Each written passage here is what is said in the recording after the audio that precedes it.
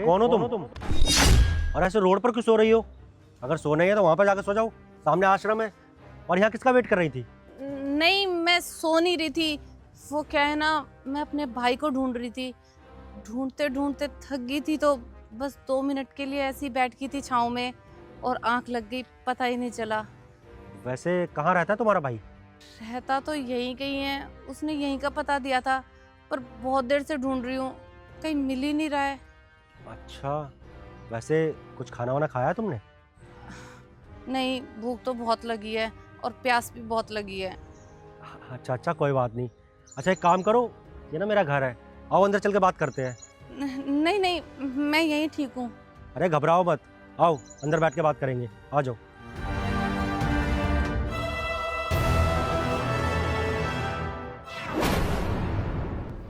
ये लो, पानी पियो।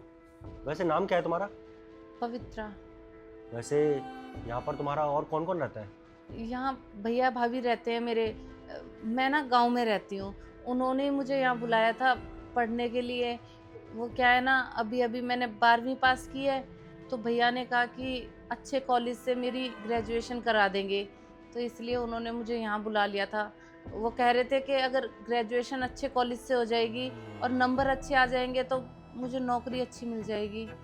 पर मैं जब से आई हूँ तब से उनका फ़ोन लगा रही हूँ, उन्हें ढूंढ रही हूँ, ना तो उनका पता मिल रहा है ना उनका फ़ोन लग रहा है। पता नहीं कहाँ है वो। वैसे नाम क्या है तुम्हारे भैया का? अजय खन्ना। वैसे जहाँ तक मुझे याद है, मैं तो यहाँ बहुत साल से रह रहा हूँ, अजय खन्ना नाम का तो यहाँ कोई नहीं रहता। एड्रेस तुम्हें यहीं का दिया था उसने? हाँ, पता तो यहीं का दिया था, और जो नंबर दिया था ना उन्होंने, वो भी नहीं लग रहा है। कब से उस नंबर को ट्राई कर रही हूँ मैं, समझ नहीं आ रहा कि नंबर लग क्यों नहीं रहा। एक बार जब मैं आई थी ना शुरू में, तब नंबर लगा था, भाभी ने उठाया था, तो वो कह रही थी कि वो भैया को बताएंगी कि मैं आ गई हूँ, उन्हें भेजेंगी मुझे लेने के लिए। और बहुत देर मैं स्टेशन पर खड़ी रही, लेकिन जब कोई आया नहीं तो मैं वहाँ से चली आई उन्हें ढूंढने के लिए। अब उनका फ़ोन लगा रही हूँ तो नंबर स्विच ऑफ आ रहा है, समझ नहीं आ रहा है उन्हें कहाँ ढूंढूं। और अब डर भी लग रहा है कि कहीं उन्हें कुछ हो तो नहीं गया है। ना उनका फ़ोन मिल रहा है, ना पता चल रहा है, पता नहीं। और भूख लग रही है सो अलग। जब से घर से निकली हूँ तब से कुछ खाया पिया नहीं है। कोई बात नहीं, तुम चिंता मत करो, तुम्हारे भैया भाभी मिल जाएंगे। मैं हेल्प करूँगा तुम्हारी ढूंढने में। मैं तुम्हारे लिए खाना मंगवा देता हूँ। सुरेश, एक प्लेट खाना लगा के लाना। हाँ, टेंशन मत लो, पानी पियो। और तुम टेंशन मत लेना, तुम्हारा भाई तुम्हें मिल जाएगा। ऐसा भी होता है ना, कई बार हम पड़ोसी एक दूसरे के नाम से एक दूसरे को नहीं जानते हैं। हो सकता है तुम्हारा भाई यहाँ आसपास में रहता हो। कोई बात नहीं, मैं पता कर लूँगा। और तुम टेंशन मत लो, तुम्हारी पढ़ाई भी अच्छे से हो जाएगी। अच्छा, एक बात बताओ, जब तुम्हारे भैया ने तुम्हें यहाँ का एड्रेस दिया था, या तुम्हारी उनसे फ़ोन पर बात हुई थी, तब तुमने उन्हें बताया होगा ना कि तुम उनसे यहाँ पर मिलने आने वाली हो, तो उन्हें तुम्हें स्टेशन पर लेने जाना चाहिए था। लेने क्यों नहीं आए वो? मैं एक बार पहले भी यहाँ आई थी। जब आई थी तो भैया मुझे गाड़ी से लेने आए थे और गाड़ी से स्टेशन छोड़ने आए थे, तो मुझे रास्तों का कुछ पता नहीं है। और उस वक्त ना वो भाभी को बोल रहे थे कि वो मेरे आगे की पढ़ाई यहीं कराएंगे, लेकिन भाभी थोड़ी नाराज़ थी मुझे यहाँ पढ़ाने को लेकर। वो क्या है ना, किसी इंसान के रहने से ज़िम्मेदारी तो बढ़ ही जाती है ना, तो उन्हें लग रहा था कि इतने लोग कैसे रहेंगे यहाँ पर। लेकिन भैया मुझसे कह रहे थे कि वो सब संभाल लेंगे, इसीलिए उन्होंने मुझे यहाँ दोबारा बुलाया है पढ़ने के लिए, क्योंकि अब मेरी 12वीं हो चुकी है। अब समझ नहीं आ रहा है, इस बार वो मुझे लेने भी नहीं आए हैं, पता भी नहीं मिल रहा है और फ़ोन भी नहीं मिल रहा है उनका। पता नहीं क्या हो गया है, मुझे तो डर लग रहा है। मैं पहली बार ऐसे अकेले बाहर निकली हूँ, पहले कभी अकेले नहीं गई हूँ, और अब डर भी लग रहा है। अनजान शहर में किसी को जानती भी नहीं हूँ, कहाँ रहूँ। और खाने के तो छोड़ो, वापस जाने तक के पैसे नहीं है मेरे पास। अब देखो, ये तुम्हारे घर की बात है। मुझे तो पता नहीं कि तुम्हारी भाभी के साथ रिलेशन कैसा है। हो सकता है तुम्हारी भाभी तुम्हें पसंद ना करती हो, तुम्हारी भाभी को पसंद ही ना हो कि तुम तुम्हारे भैया के घर पर आकर रहो, उनके वहाँ पर आकर पढ़ाई करो, उनके पैसे खर्च कराओ। क्योंकि आजकल का ज़माना ऐसा ही है, ये भाई भाभी ना किसी के नहीं होते हैं। शादी होने के बाद ना भैया ना हमेशा भाभीयों के पल्लू में बन के रहते हैं, इसलिए हो सकता है कि तुम्हारा भाई तुम्हारी भाभी की बातों में आ गया हो, इसलिए तुम्हारे भाई ने फ़ोन स्विच ऑफ कर दिया हो, इसलिए तो फ़ोन नहीं लग रहा ना। वो भी नहीं चाहते होंगे कि तुम वापस यहाँ पर आओ। नहीं, ऐसा नहीं है। भैया को तो पता ही था कि मैं यहाँ आ रही हूँ, और उन्होंने भाभी को भी बताया होगा। और भाभी भला मुझे यहाँ आने से क्यों रोकेंगी? वो तो मुझसे बहुत प्यार करती हैं। वो भैया से भी बहुत प्यार करती हैं, और भैया मुझसे बहुत प्यार करते हैं। तो वो ऐसे ऐतराज़ थोड़ी करेंगी मेरे आने पर। अगर उन्हें कोई ऐतराज़ होता तो वो पहले ही मना कर देती। हाँ, ये बात सच है कि मेरे आने से शायद भाभी की ज़िम्मेदारी बढ़ जाती। भैया अकेले हैं कमाने वाले, मेरी पढ़ाई, उनका खर्चा, घर का खर्चा बहुत हो जाता। तो शायद हो भी सकता है कि वो इस बात से नाराज़ हों। चलो कोई बात नहीं, तुम परेशान मत हो। मेरा ऑफिस जाने का टाइम हो गया, मुझे ऑफिस जाना है। अगर तुम्हारे रहने की कोई दिक्कत है ना तुम्हें, तो तुम शाम तक यहाँ रह सकते हो, तुम्हें कोई परेशान नहीं करेगा। और मैंने अभी सुरेश से बोल दिया है, वो खाना लगा देगा, तुम खाना खा के यहाँ आराम कर लेना। जैसे मैं शाम को ऑफिस से आऊँगा तो हम चलेंगे आसपास में, देखते हैं कि कोई अजय खन्ना नाम का रहता है नहीं रहता। हो सकता है तुम्हें तुम्हारा भाई मिल जाए। वैसे तुम्हारे भाई के अलावा और भी कोई रिश्तेदार होगा यहाँ पर, तो हम उनसे बात कर लेते हैं। हो सकता है कि उनको पता हो तुम्हारा भाई कहाँ पर रहता है। और तुम यहाँ पर इतनी दूर आई हो पढ़ने के लिए, अब ऐसे थोड़ा ना वापस चली जाओगी, है ना। और अगर इन केस तुम्हारा भाई यहाँ पर तुम्हें नहीं मिलता है तो मैं तुम्हारे घर छोड़ दूंगा, टेंशन मत लेना तुम, ठीक है। नहीं, मैं यहाँ किसी को नहीं जानती, और यहाँ कोई और हमारा है भी नहीं। बस भैया भाभी हैं, उन्हीं के भरोसे पर आई हूँ यहाँ। कोई बात नहीं, तुम शाम तक यहीं पे आराम करो, और बीच में एक दो बार अपने भाई को फ़ोन ट्राई कर लेना।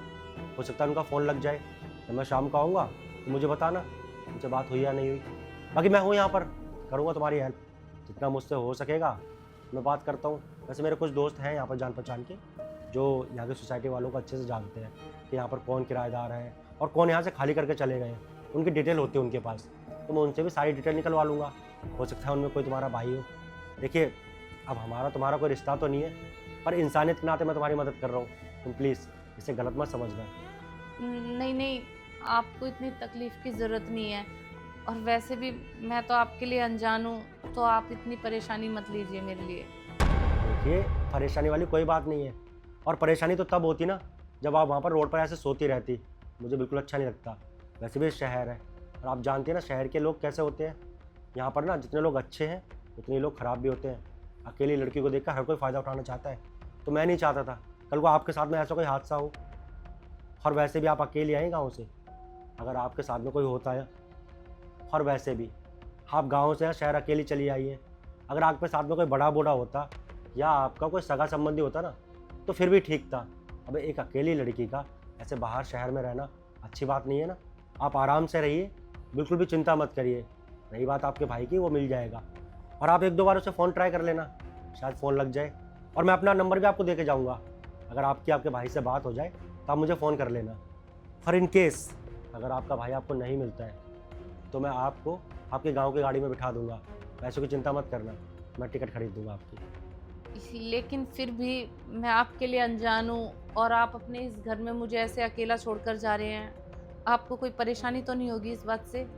देखिए, ऐसी कोई बात नहीं है, और अब वैसे भी अच्छे घर की लग रही हैं, चोर तो कहीं से भी नहीं लग रही मुझे। और मेरे घर में ऐसा है ही क्या जो आप लेकर चली जाएंगी। और अगर आप लेके भी चली जाएंगी तो मेरी किस्मत तो नहीं ले जाएंगी ना आप। इतना तो मुझे आप पर भरोसा है। आप यहाँ रहिए आराम से, कोई टेंशन वाली बात नहीं है, मिल जाएगा आपका भाई। तो चलिए मैं चलता हूँ, ऑफिस के लिए पहले ही बहुत लेट हो चुका हूँ। और तुम टेंशन मत लेना, ठीक है। मैं जैसे ही शाम को ऑफिस से आऊँगा ना, तो हम चलेंगे तुम्हारा भाई को ढूंढने के लिए। मेरी छुट्टी यही कोई 6 बजे तक हो जाती है ऑफिस से, आते आते 8 सवा 8 तो बज जाते हैं। इतना ट्रैफिक जो होता है रास्ते में, तुम तो जानती हो ना दिल्ली शहर का ट्रैफिक कितना होता है। यहाँ पर आदमी निकलता कब है और कब पहुँचता है पता ही नहीं चलता। और तुम खाने वाने की टेंशन मत लेना, अच्छे से खाना खाना, रेस्ट करना, ये पता चलेगा पूरे दिन अपने भाई की याद में रोती रही। ऐसा मत करना, ठीक है। और जितना मुझसे हो सकेगा ना, मैं उतनी तुम्हारी हेल्प करूँगा, और पूरी कोशिश करूँगा कि तुम्हारा भाई जल्द से जल्द तुम्हें मिल जाए। और उसे सुनाऊँगा मैं कि एक अकेली लड़की को ऐसे अनजान शहर में बुला लिया और अपना फ़ोन भी स्विच ऑफ कर लिया है। भाई कोई जिम्मेदारी बनती है नहीं बनती तेरी? अगर कल को तेरी बहन के साथ कुछ हो जाएगा कौन जिम्मेदार होगा? तो गाँव में जाकर किसको क्या मुँह दिखाएगा? अच्छे से खैर खबर लूँगा तुम्हारे भाई की, मैं छोड़ूंगा नहीं उसे मैं, ठीक है। और तुम टेंशन मत लेना, मैं भी चलता हूँ, और दरवाज़ा अच्छे से बंद कर लेना। धन्यवाद, आप बहुत अच्छे हैं। वरना आजकल कौन किसकी मदद करता है। और अनजान शहर में वैसे भी मैं किसी को नहीं जानती थी, लेकिन आपने मेरी इतनी मदद की, अपने घर पे बिठाया और रहने तक के लिए बोल दिया। मैं जब गांव जाऊंगी ना तो मम्मी पापा से आपकी बात कराऊंगी और उन्हें बताऊंगी कि किस तरह आपने मेरी हेल्प की यहाँ पर। और पापा मम्मी को बताऊंगी कि शहर के लोग भी अच्छे होते हैं, वरना वो तो बहुत डर रहे थे मुझे शहर में पढ़ाई करने के लिए भेजने के लिए। धन्यवाद आपका, आपने मेरी इतनी सहायता की।